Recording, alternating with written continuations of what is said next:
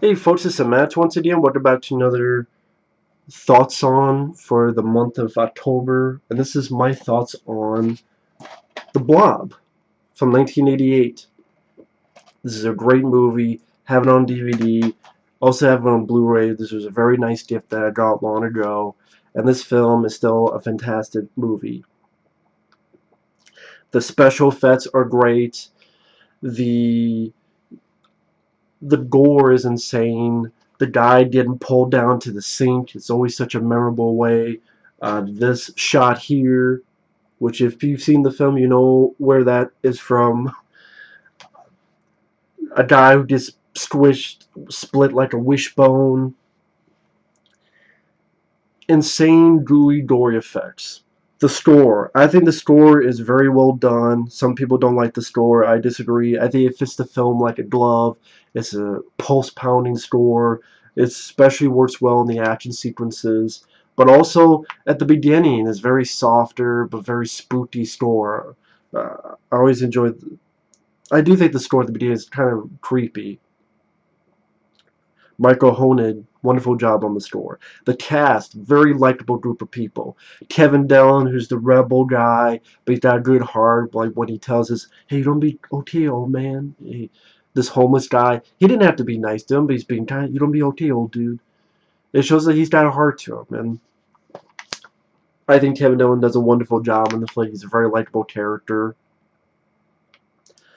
Also, you have Shawnee Smith, who is a very tough lady. She's a cheerleader, but she's not a pushover. Come on, you do better than that with the machine gun. These two did a wonderful job, very likable characters. You also have Jeffrey DeMunn, who's a likable sheriff. He's not just a one-dimensional prick. Candy Clark, she's a very nice waitress. Joe Seneca as Dr. Meadows is a villain you just want to hate by some of the decisions he makes. I thought this is a better movie than the original. I'm sorry, I'm not a fan of the original Blob. I think this does it much better, not only the effects wise, the cast wise, the acting wise, but also Chuck Russell, who had done Nightmare on Elm Street Part 3. And then him and Frank Darabont wrote the film. Frank Darabont, they also worked on Elm Street 3 together, but Frank Darabont would go on to direct The Shawshank Redemption and The Green Mile, and I think they wrote a wonderful script that is funny, that is entertaining, that has some really great lines of dialogue.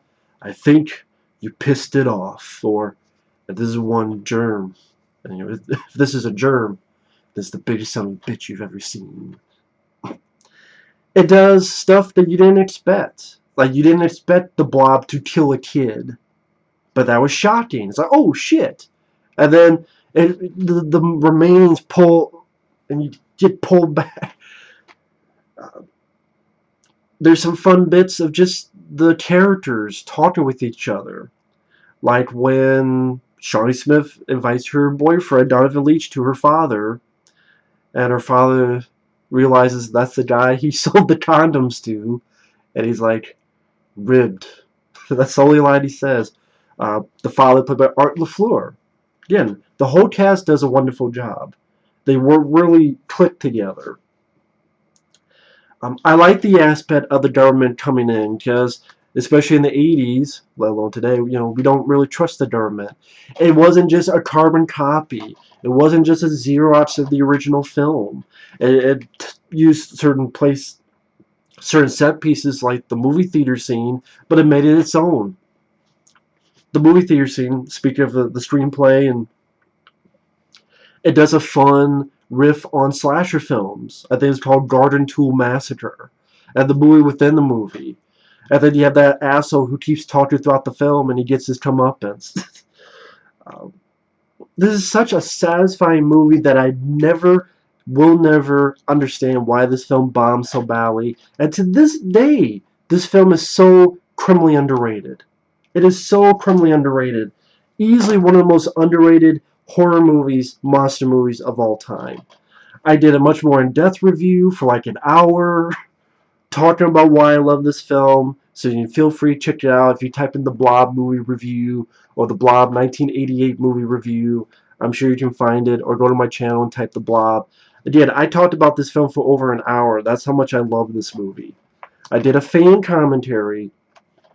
I believe I believe I did a fan commentary on this. I could be wrong, but I know I did a review. And I wish the Blu-ray was not from Twilight Times. I wish it was like a collector's edition Blu-ray. We need a collector's edition of Exorcist 2 and Chainsaw Massacre 4, The Next Generation, two of the worst fucking sequels ever. But this film can't get a collector's edition with a shitload of features? Bullshit. Fucking pisses me off.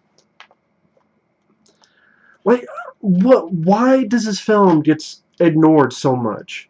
I wish someone would tell me. Is the original Blob really that much of a classic? I'm going to say it. I think the original Blob kind of sucks. Other than Steve McQueen, what else? Okay, Steve McQueen, what else you don't give me with the original Blob? This one, the direction, I think, is more on point. Whether it be from the slow pan and montage of shots, as you say, of the empty town, and you realize they're at the football game. Again, the score is very well done, whether it be the spooky opening score or the post-pounding score during the action sequences. You have good stunt work, like when Kevin Dillon's character has the motorcycle and goes over while the military's chasing them and their cars flip over. You have great moments of humor, like when Kevin Dillon's like, yeah, I think you pissed it off. I just... It's some germ warfare that fucked... It's some government test that fucked up. Some germ warfare test they fucked up. I never will understand the... why this film did not do better. Why this film has been ignored to this day. To this day. It just fucking dumbfounds me. You have your strong, likable lead actress who's not a damsel in distress, but also she's an actual character. You have Kevin Dillon, who, he's not a prick. He's not just a biker guy who's a prick. He's actually got a good heart to him. You have the one kid who's from Return of the Living Dead Part 2, who's the brother of this character. He's not annoying. It's a Blob that's willing to do, so many gooey death scenes, like the telephone booth sequence where, I guess the best way to put it, the person gets pulverized. I always thought that was like ugh. Like when it's around the telephone booth from Candy Clark, it just, and she like explodes, but doesn't. It's just always like a really unsettling death. Then she pulverized, like the best way for me to describe it. Then the guy who gets pulled down the sink, very original death. I love the song at the end. Alien is the band who did it. A brave new love. They give it up like it's never been done. That's a fun song. The only nitpick I have is it gives a sequel bait ending, and there's never going to be a sequel. You could easily just chop off that sequel bait ending with the priest. That's my only nitpick with the film. My only nitpick. But other than that, they take care of the Blob in a cool way, where Kevin Dillon has the truck, and then Shawnee Smith, she takes care of business. Oh, Bill Moseley from Chainsaw Massacre 2 and The Devil's Rejects, he makes a little appearance as one of the soldiers who Kevin Dillon and Shawnee Smith find in the sewer. He's wearing one of those white suits. That's Bill Moseley. And the death scene of the boyfriend character and Shawnee Smith, again, not a damsel in distress. She doesn't just stand there and do nothing. She tries to help, ends up pulling the arm off of the guy, but she's doing the best that she can. And just the way the boyfriend's body comes back, it's just like ripping him apart. Oh man, it's insane effects, great pacing, never got boring, has a good sense of humor that works well, but not to the point it becomes a fucking comedy. Very likable characters. Does little nice twists and turns. Like, I guess Donovan Leitch would have been like the Steve McQueen type of character, but then you think he's going to be the hero. He's not. Kevin Dillon and Shawnee Smith become it. Again, the killing of the kid, fun homages like the slasher film within the slash film, uh, even nice effects of the movie theater massacre. Man, yeah, some gory stuff. Like when she lifts the person and like the entire face, half the face comes off and like the rest is like stuck to the fucking floor. The Blob, they're able to make the Blob move, picking people, and at the end, it's swatting people, and when it comes back, you see like the body with it.